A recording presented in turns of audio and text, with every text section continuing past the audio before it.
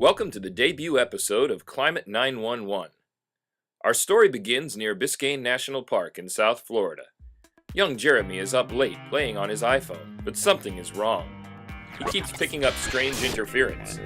He fiddles with the phone until suddenly the interference clears up, and he hears the faint voice of a woman singing. The scene shifts to reveal that the singing is coming from none other than the evil Dr. Verduga in her laboratory on the distant planet of Uranus.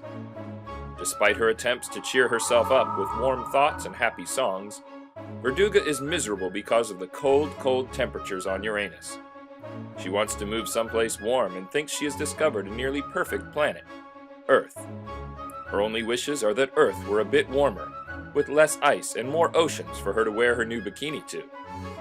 While reviewing her dastardly plan to warm the planet using a giant magnifying glass to melt the polar ice caps and raise sea levels, she receives a phone call. It's her mother, who is quite upset not only that her daughter wants to move so far away from Uranus, but also that she has devised such a complicated plan. Her mother suggests she should have paid more attention in chemistry classes and look into greenhouse gases to help her achieve her goals. Verduga hangs up the phone and looks up greenhouse gases on the internet. She discovers that gases like carbon dioxide can trap heat near the planet's surface, causing the planet to warm up. Verduga then researches where greenhouse gases come from and finds that burning oil and gas releases carbon dioxide. Cutting down forests does the same. Cows release lots of methane, another greenhouse gas, when they, pass gas. The evil scientist gets quite excited about the newfound information, but has to figure out an easy way to increase the levels of greenhouse gases on Earth.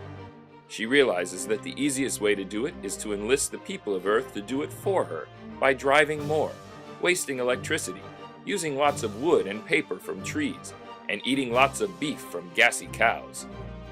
She doesn't have to warm the planet. The people of Earth will do it for her. Meanwhile, back in South Florida, young Jeremy has been listening in on the doctor's evil plot and knows he has to do something.